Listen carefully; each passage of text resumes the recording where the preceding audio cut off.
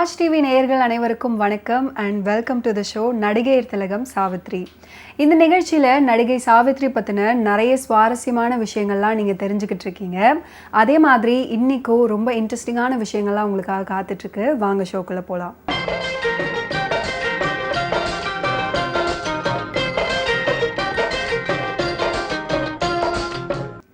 மகாநடிகை சாவித்ரியுடைய கரியரில் ஒரு முக்கியமான திரைப்படம் தான் பிராப்தம்.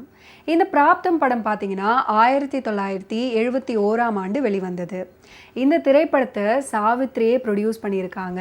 அண்ட் அது மட்டும் இல்லாமல் இந்த திரைப்படத்தில் சிவாஜி கணேசன் இவங்களோட பேரா நடிச்சிருக்காங்க. நடிகை சாவித்ரி பார்த்தீங்கன்னா இந்த படத்தை ப்ரொடியூஸ் பண்ணி டைரக்டும் பண்ணியிருக்காங்க.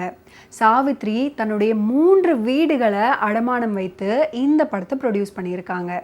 பி மாதவன், முக்தா சீனிவாசன், கே பாலாஜி போன்றோர் படங்களில் நடிப்பதற்கு கணேசன் கூடுதல் முன்னுரிமை வழங்கிய நேரம். சாவித்ரி நடிகையர் திலகமாக, தனது தோழியாக, உடன்பிறவா சகோதரியாக, பட தயாரிப்பாளர், டைரக்டர், கதாநாயகியாக இருந்தும் கூட சிவாஜி கணேசன் பிராப்தம் படத்துக்கு போதிய முக்கியத்துவம் தரல. முடிஞ்ச வரைக்குமே எப்படியாவது கழண்டுக்கணும் அப்படின்னு தான் பார்த்தாரு. சாவித்ரியுடனான ஸ்நேக பந்தம் நடிகர் திலகத்தை கட்டி போட்டது. பிராப்தம் திரைப்படத்துடைய வசனகர்த்தா ஆரூர் தாஸ் இந்த பிராப்தம் திரைப்படத்தில் நடந்த சுவாரஸ்யமான விஷயத்தை பதிவு பண்ணியிருக்காரு. பிராப்தம் தெலுங்கு மூலத்தை பார்த்த பிறகு நடந்த ஒரு உரையாடல். சிவாஜி கேட்டிருக்காரு, என்ன ஆரூரா, இந்த படம் மூக மனசுலு ஆந்திரால எப்படி போச்சு அப்படின்னு. அதற்கு ஆரூர் தாஸ் சொல்லியிருக்காரு, ரொம்ப நல்லாவே போச்சு, ஆனால் தமிழில் அந்த மாதிரி போகுமான்னு நான் சொல்ல மாட்டேன். இதை அந்த டைரக்டர் ஏ சுப்பாராவ் ரொம்ப ஜாக்கிரதையாக கையாண்டிருக்காரு.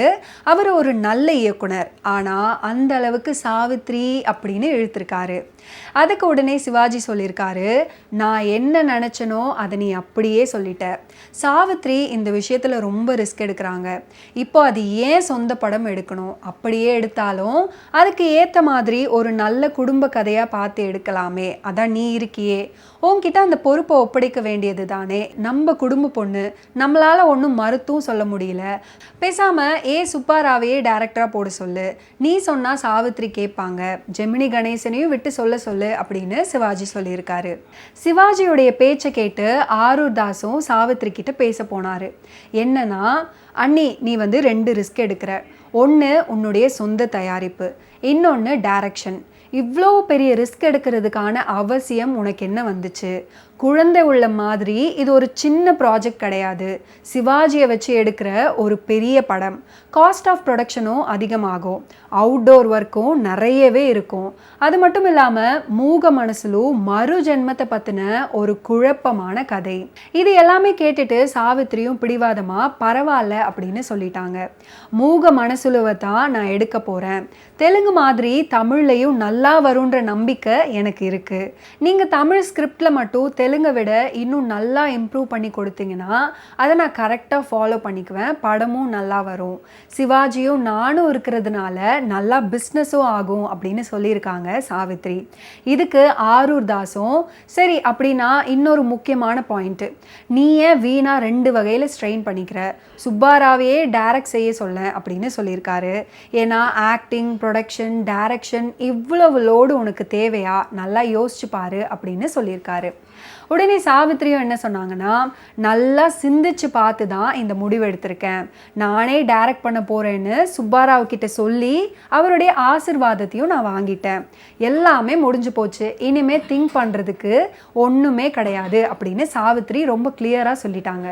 பிராப்தம் படத்தில் நடந்த பல சுவாரஸ்யமான விஷயங்களை ஆரூர் தாஸ் பதிவு பண்ணியிருக்காரு. ஸோ அவர் என்ன சொல்லியிருக்காருன்னா, சாவித்ரி கிட்ட கடைசியாக உனக்கு ஒன்று சொல்கிறேன். இந்த படத்தினால உனக்கும் ஜெமினி அண்ணனுக்கும் எந்த மிஸ் அண்டர்ஸ்டாண்டிங்கும் வராமல் நீ பார்த்துக்கணும். எனக்கு வேண்டியது அது ஒன்று தான் அப்படின்னு சொல்லியிருக்காரு.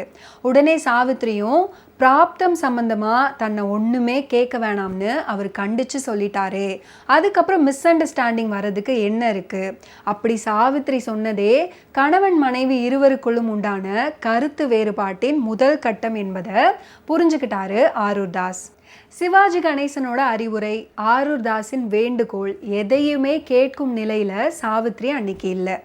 தமிழிலும் தெலுங்கிலும் தன் சொந்த காலில் நின்று ஏராளமான வெற்றி சித்திரங்களை வழங்கிய ஒரே ஒருவர் நடிகர் திலகம் சாவித்ரி.